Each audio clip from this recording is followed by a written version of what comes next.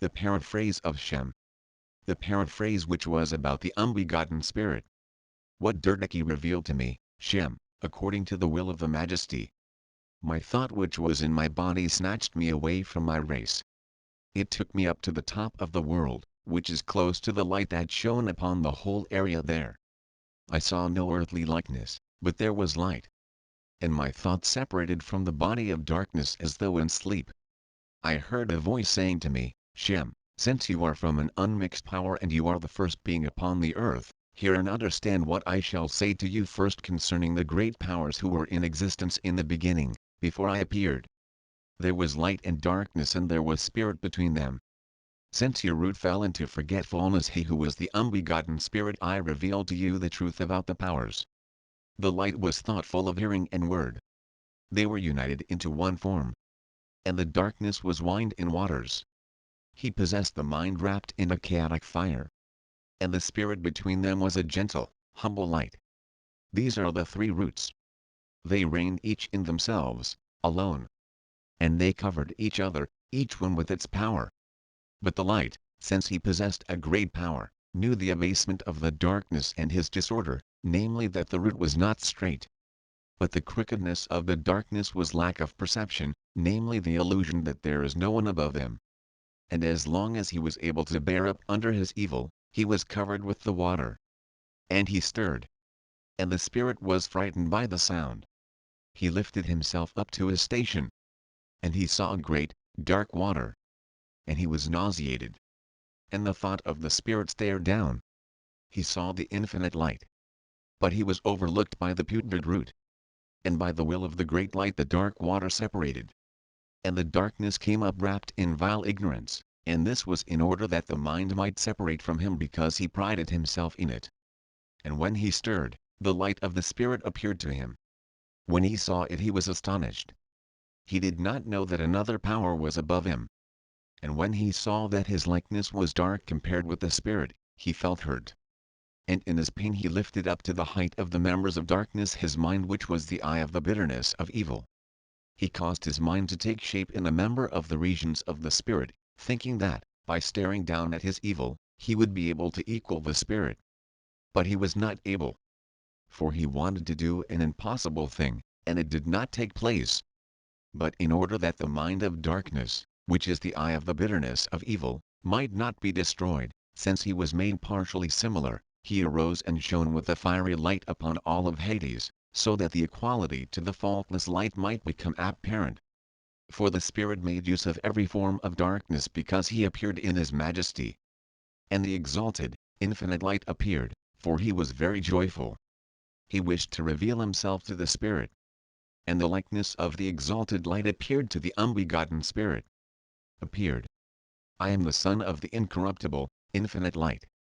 Appeared in the likeness of the Spirit, for I am the ray of the universal light.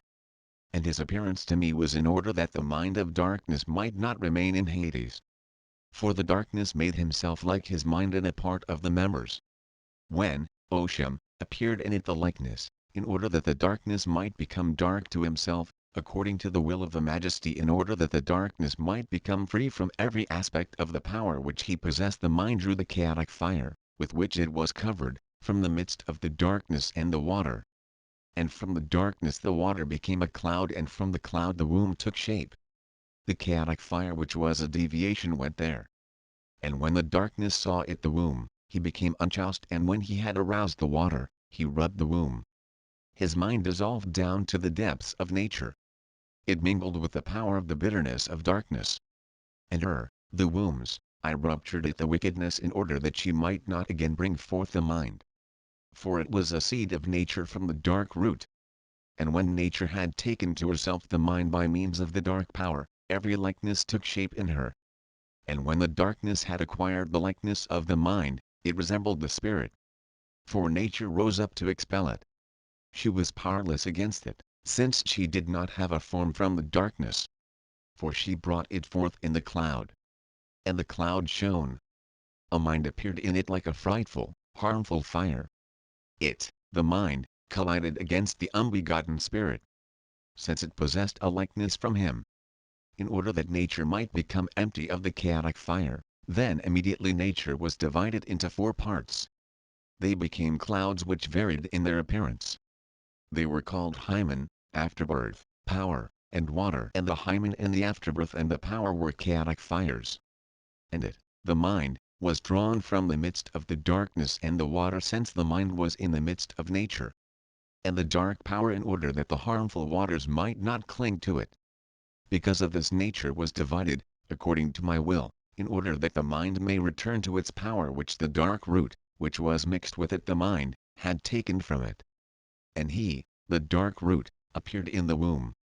And at the division of nature he separated from the dark power which he possessed from the mind.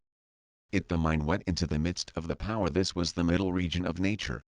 And the spirit of light, when the mind burdened him, was astonished. And the force of his astonishment cast off the burden. And it, the burden, returned to its heat. It put on the light of the spirit. And when nature moved away from the power of the light of the spirit, the burden returned. And the astonishment of the light cast off the burden. It stuck to the cloud of the hymen. And all the clouds of darkness cried out, they who had separated from Hades, because of the alien power. He is the spirit of light who has come in them. And by the will of the Majesty the spirit gazed up at the infinite light, in order that his light may be pitied and the likeness brought up from Hades. And when the spirit had looked, flowed out the Son of the Majesty like a wave of bright light and like a whirlwind of the immortal spirit. And blew from the cloud of the hymen upon the astonishment of the unbegotten spirit. It the cloud separated and cast light upon the clouds. These separated in order that the spirit might return. Because of this the mind took shape. Its repose was shattered. For the hymen of nature was a cloud which cannot be grasped. It is a great fire. Similarly, the afterbirth of nature is the cloud of silence. It is an august fire.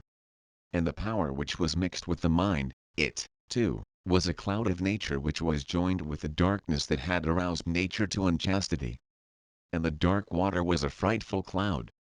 And the root of nature, which was below, was crooked, since it is burdensome and harmful.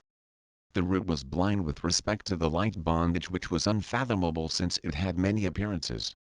And had pity on the light of the spirit which the mind had received, returned to my position in order to pray to the exalted, infinite light, that the power of the spirit might increase on the place and might be filled without dark defilement.